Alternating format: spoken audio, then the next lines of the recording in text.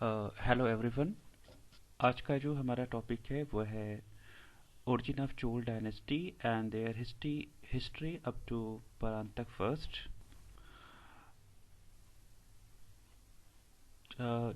चोल राजवंश का जो काल है वो दक्षिण भारत के सबसे महत्वपूर्ण काल माना जाता है, और इसी के साथ अ, चोलों के काल में हमें मुख्य रूप से तमिल देश, जिसको तमिल क्षेत्र भी बोलते हैं, वहाँ पर हमें अनेकों परिवर्तन दिखलाई देते हैं। जैसे गवर्नमेंट में हमें परिवर्तन दिखलाई देता है, पब्लिक एडमिनिस्ट्रेशन के क्षेत्र में हमें बहुत सारे न्यू एलिमेंट जुड़ते हुए दिखलाई देते हैं। लोकल गवर्नमेंट भी इस काल में एक महत्वपूर्ण एलिमेंट के रूप में दिखलाई देता है, जिसका सबसे महत्वपूर्ण साक्ष्य हमें उत्तर मेरू अभिलेख से प्राप्त होता है, जिसमें अ, जो है गाँव को जो है स्वायत्तता देने की बात कही गई है, और विलेज लेवल पर जो है डेवलपमेंट हमें दिखलाई देता है। इसके अतिरिक्त जो है आर्ट एंड आर्किटेक्चर में भी बहुत ही ज़्यादा यहाँ पर हमें विकास दिखलाई देता है।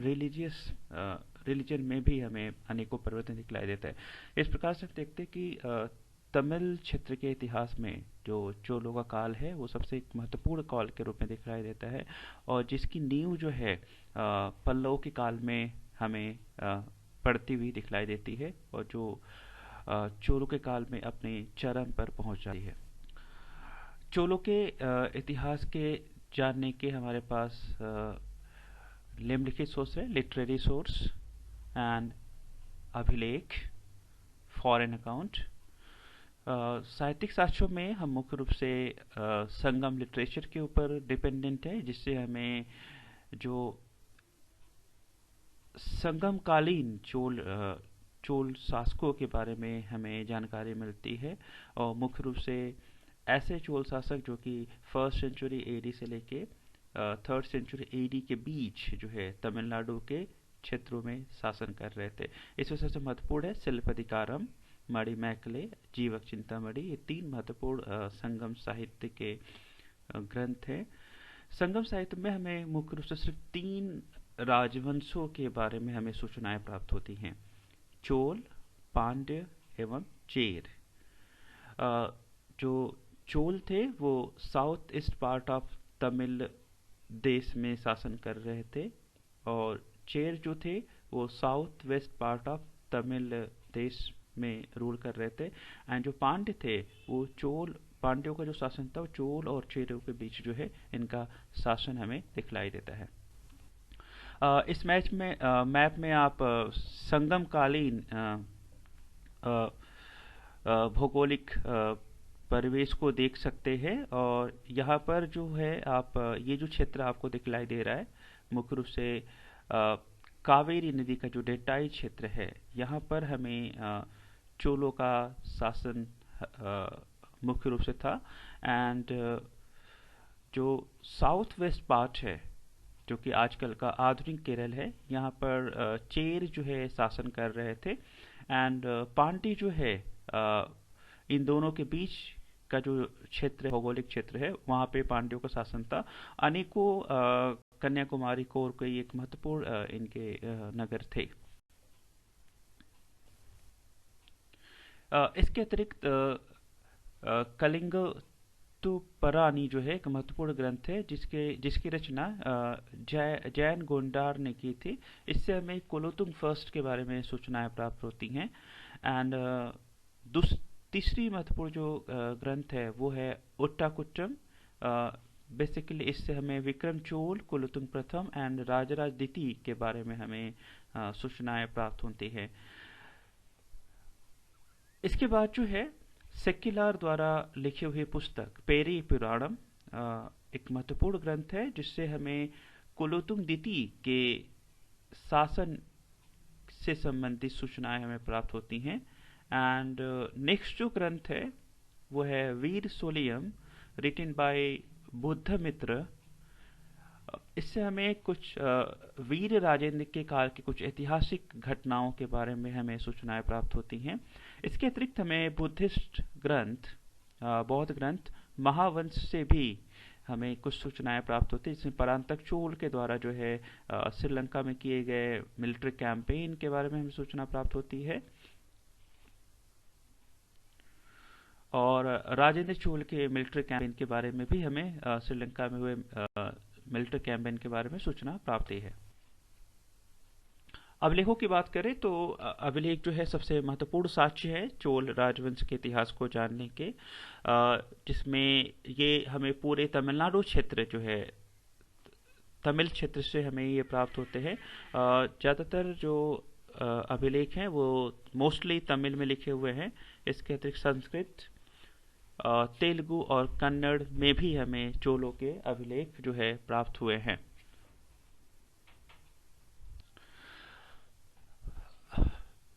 विजयालय के बाद के शासकों के, चोल शासकों के इतिहास को जानने के लिए हम मुख्य रूप से अभिलेखों के ऊपर ज़्यादा निर्भर है, जिसमें सबसे महत्वपूर्ण है Leiden grant inscription and Tanjore inscription of Rajaraja first, and द्वितीय है करंडे एंड तिरुवलनगाडु अभिलेख इंस्क्रिप्शन ऑफ राजेंद्र फर्स्ट।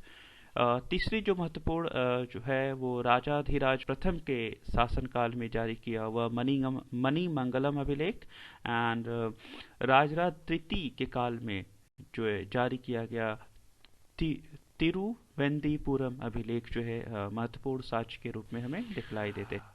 चोलों की उत्पत्ति को लेकर जो है विद्वानों में हमें बहुत ही ज़्यादा मतभेद दिखलाई देता है कि चोलों की उत्पत्ति को स्थानीय माने, यानी वो तमिल क्षेत्र के स्थानीय निवासी थे अथवा विदेशी थे या किसी दूसरे क्षेत्रों से आकर बसे थे। इसको लेकर विद्वानों में अत्यधिक मतभेद दिखलाई देता है।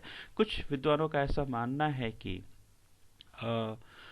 जो चोल शब्द है वो तमिल वर्ड चूल से आया हुआ है, और चूल अथवा चोलम से आया हुआ है, जिसका मतलब होता है किसी अनाज से अथवा ग्रेन से इसके मतलब निकाला गया है। अन्य विद्वानों का ऐसा मानना है कि जो है चोल शब्द जो है संस्कृत वर्ड चोर से आया हुआ है, एंड इसके अतिरिक्त कुछ अन्य विद्वान ऐसे हैं जिन्होंने चोल शब्द की उत्पत्ति जो है कोल एक प्रकार की एक जाति है, कोल एक ट्राइब है, एक जाति है, उससे जो है छोड़ने का सुझाव देते हैं। बट ज़्यादातर जो स्कॉलर है वो चोल शब्द की उत्पत्ति को लेकर जो है अलग मत देते हैं, और उनका एक मानना है कि जो चोल है वो एक करप्टेड फॉर्म है, एक अपभ्रंश है शब्द चूड़ का जो है एक अपभ्रंश है और करप्टेड फॉर्म है। और चूड़ का जो अर्थ होता है हेड और द बेस्ट होता है, मतलब हेड प्रमुख या अथवा श्रेष्ठ जो है इसका अर्थ होता है। And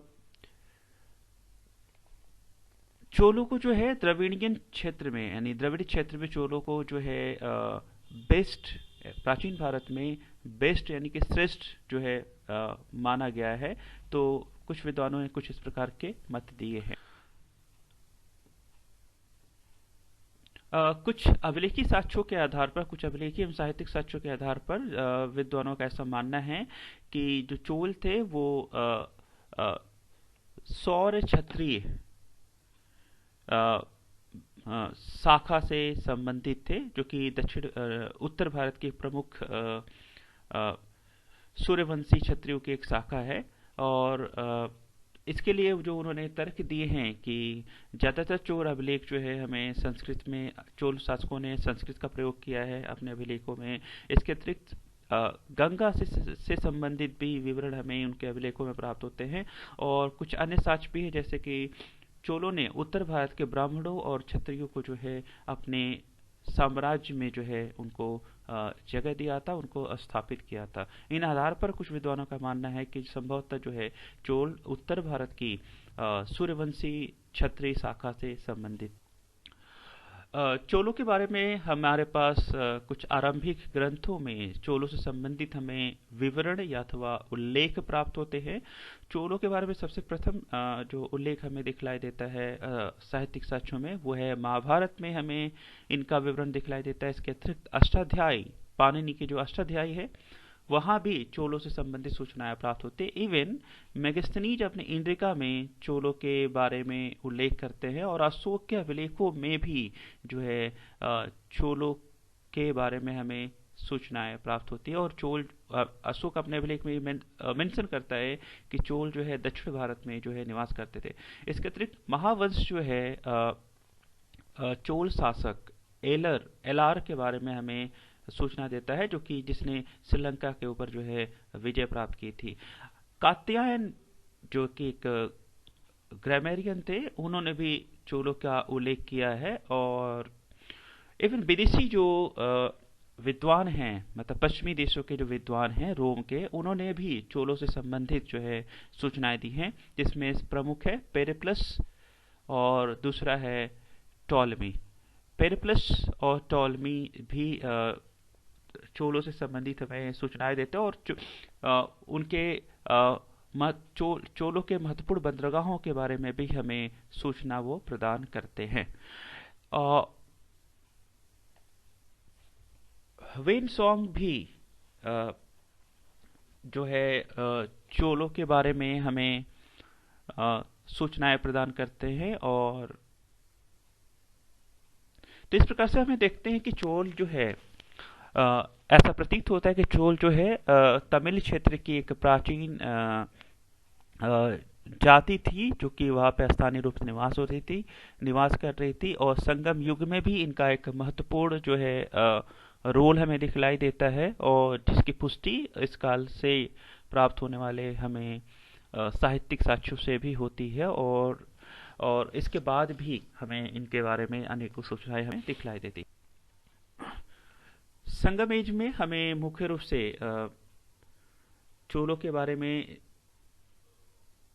first century to third century AD के बीच चोलों के बारे में जानने का हमारे पास जो सबसे महत्वपूर्ण साक्ष्य है, वो है संगम साहित्य। और संगम साहित्य के अनुसार जो है मुख्य रूप से जो चोल हैं वो तिरुचिरापल्ली, तंजौर और कोरोमंडल के क्षेत्रों में जो है ये निवास करते थे। और टॉलेमी भी कुछ इस प्रकार का विवरण हमें देते हैं।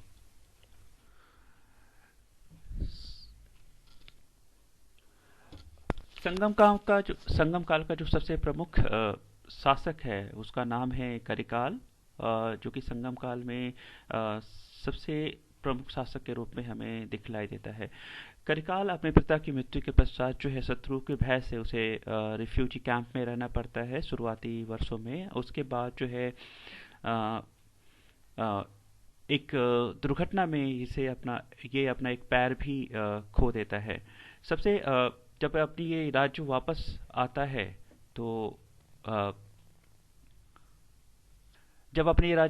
है तो अद्भुत शौर्य का परिचय देता है, और अपनी राज्य की ग्लोरी को जो है ये बढ़ाता है। सबसे महत्वपूर्ण जो इसके जीवन का युद्ध माना जाता है, बैटल ऑफ वेनी जो है सबसे महत्वपूर्ण युद्ध माना जाता है, जिसमें इसने चोल, पांड्य और 11 सामंत राजाओं को जो है इसने पराजित किया था। और इसके अतिरिक्त उसकी दूसरी महत्वपूर्ण जो विशेषता उपलब्धि मानी जाती है, वो है जो नाग जनजाति थी,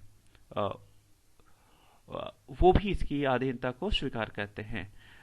सबसे महत्वपूर्ण जो सैनिक उपलब्धि करिकाल को प्राप्त होती है, वो है श्रीलंका के ऊपर मिलिट्री एक्सपेडिशन करना सबसे महत्वपूर्ण उपलब्धि मानी जाती है, और वहाँ के शासक को पूर्ण रूप से ये पराजित करने में सक्षम होता है।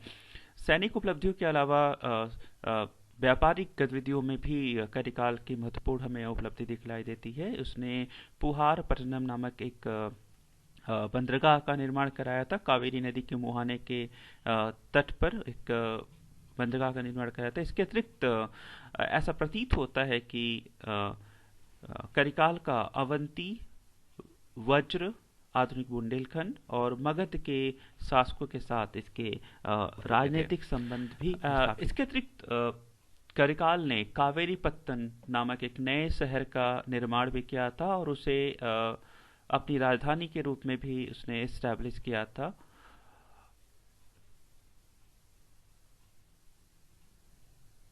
इसके अतिरिक्त जो है करिकाल जो है पब्लिक वेलफेयर यानी अपनी जनता की भलाई के लिए भी अनेकों कार्य वो कर रहा था। इसके इसके लिए मुख्य रूप से उसने नए बंदरगाहों का निर्माण कराया, डैम भी वो यानी बांधों का निर्माण भी वो करवाता है। कावेरी नदी के तट के पास वो बांध का भी निर्माण कराता है। इसके अतिरिक्त सिंचाई के साधनों को जो है भी बढ़ावा देता है। इस प्रकार से और टैंक एंड नहरों का निर्माण जो है सिंचाई के लिए वो मुख्य रूप से करता है। तो इस प्रकार से हम देखते हैं कि करिकाल जो है संगम काल में चोल शासकों में सबसे महत्वपूर्ण शासक के रूप में हमें दिखलाई देता है। करिकाल के बाद होने वाले जो चोल शासक थे वो मुख्य रूप से कमजोर हमें प्रतीत दिखलाई देते हैं और इनकी क्रोनोलॉजी भी बहुत ही ज़्यादा हमें स्पष्ट रूप से दिखलाई नहीं देती है। इसके इसके करिकाल के कुछ वर्षों के पश्चात जो है हमें पेरुन्ना राक्कीली नामक जो है एक शासक के बारे में संगम साहित्य से हमें सूचना प्राप्त होती है, जिसके बारे में कहा जाता है कि इसने कुछ सैन्य अभियान किए थे तथा राजस्व यज्ञ भी इसने किया था। इसके बाद का हमें जो इतिहास है वो चोलों का, वो हमें इस डार्क एज के रूप में कहा जाता है, यानी अंधकार का युग जो है माना जाता है चोलों के इतिहास के दृष्टिकोण से। और तो वो डार्क एज के रूप में दिखलाई देता है। और जो तमिल क्षेत्र है उसमें हम देखते हैं कि पांड्य जो कि कांडूगुन के नेतृत्व में और पल्लव जो है सिंह विष्णु के नेतृत्व में जो है तमिल क्षेत्र पर शासन करते हुए दिखलाई देते हैं। और लगभग 300 वर्षों तक जो है चोलों का इतिहास पूर्ण रूप से अंधकार में यानी डार्क हमें एज माना जाता है।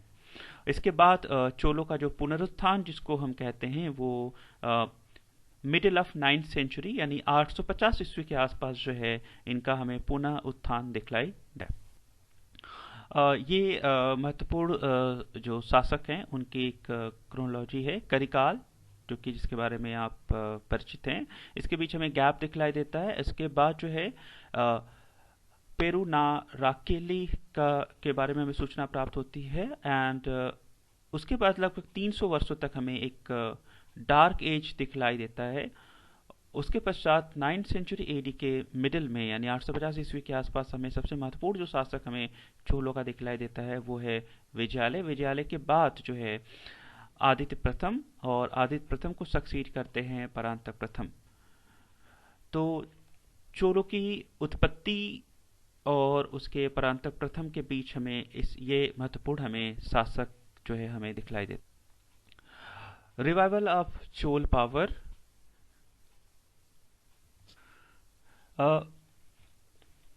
विजयालय जो है जो कि 850 से लेकर 871 ईस्वी तक इसने शासन किया था, इसकी जो उपाधि थी वो पराकेसे थी। ये विजयालय जो है पल्लव का एक सामंत शासक था और उरयूर के क्षेत्रों में जो है ये एक सामंत शासक के रूप में शासन कर रहा था। अभिलेखों में इसे विजयालय ऑफ कांची कहा गया है और कुछ अभिलेखों में इसे पराकेसरी भी कहा गया है।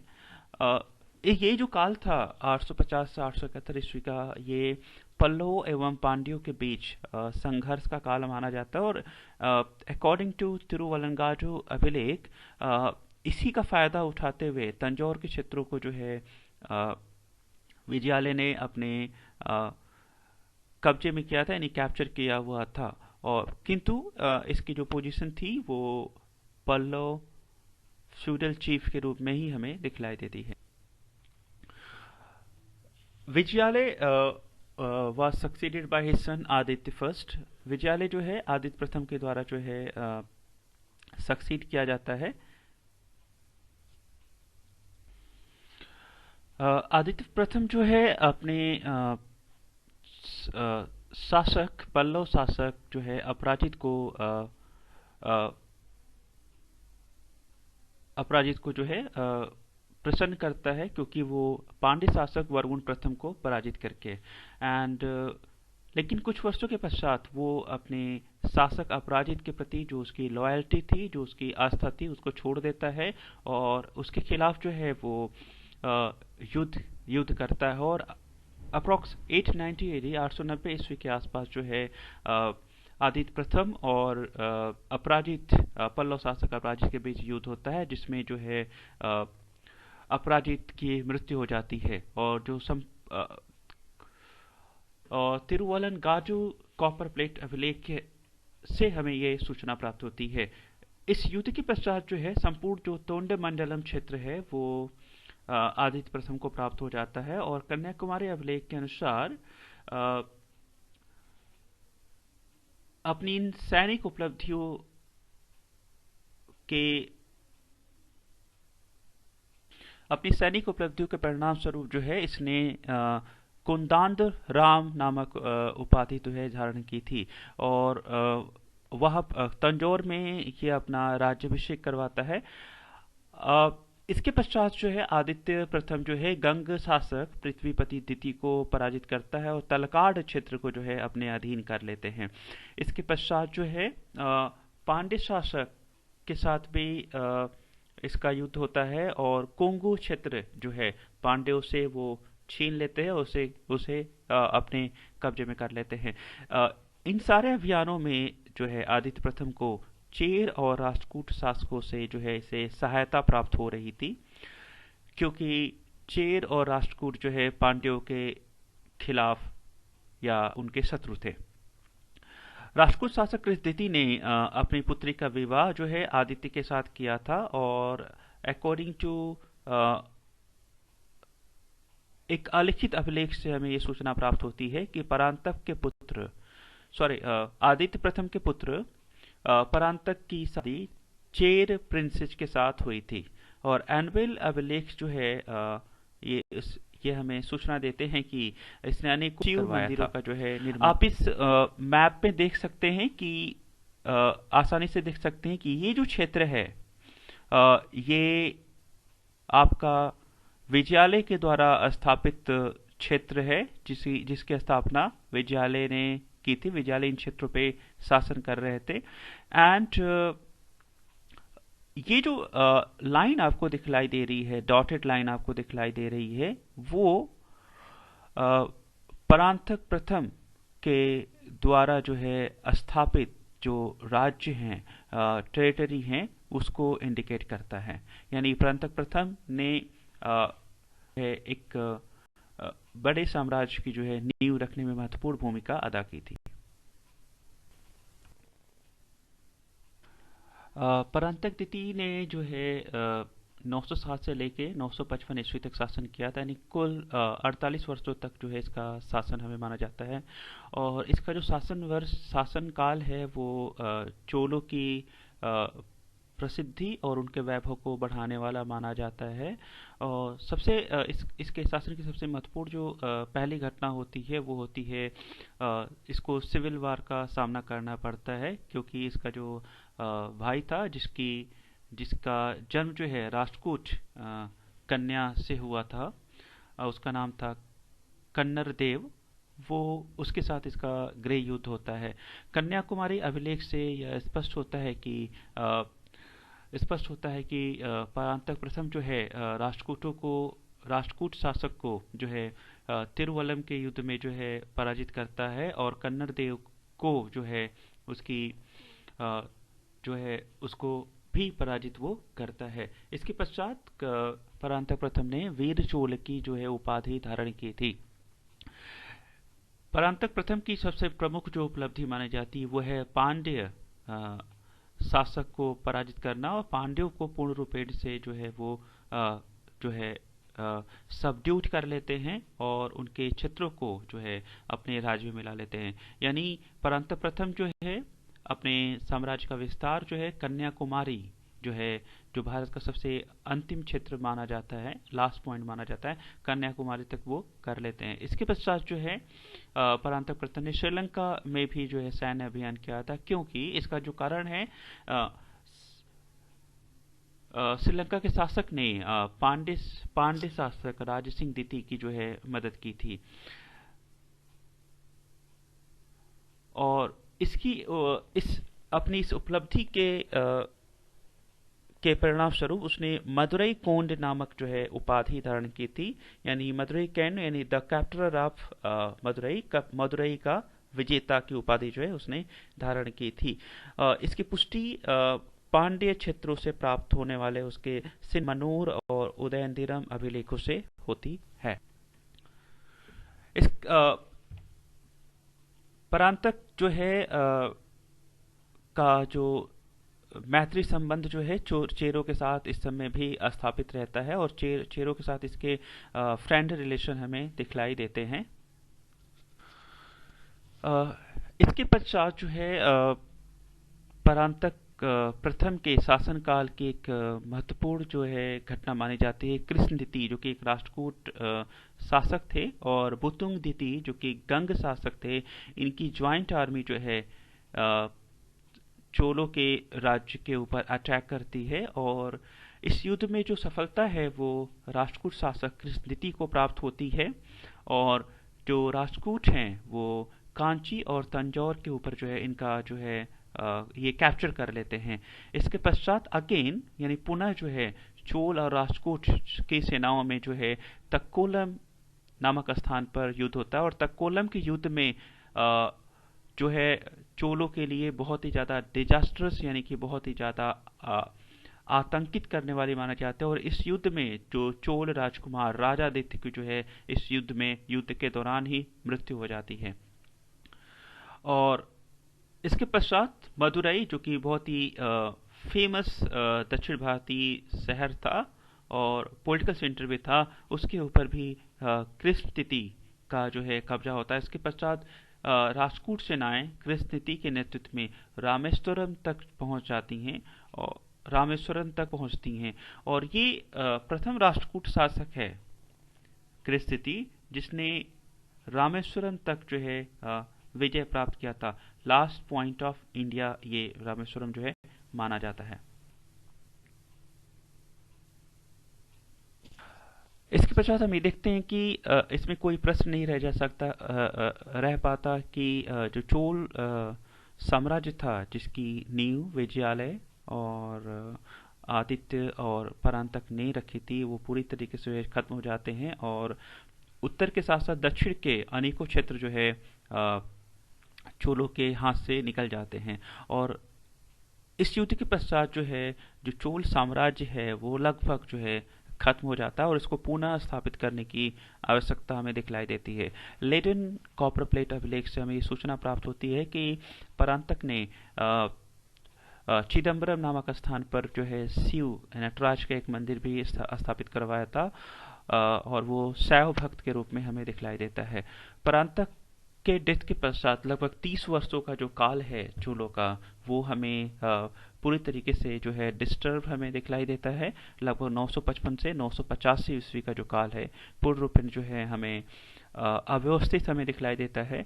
और परांतक जो है का was succeeded by his son Gandaraditya, जो कि 955 ईस्वी के आसपास शासक बनता है, और बहुत ही कम वर्षों तक जो है इसने शासन किया था। इसके पश्चात उसका भाई अरिंजय जो है शासक बनता है 957 एडी के अराउंड, और इन दोनों का जो शासन है बहुत ही छोटा शासन जो है माना जाता है। Thank you very much.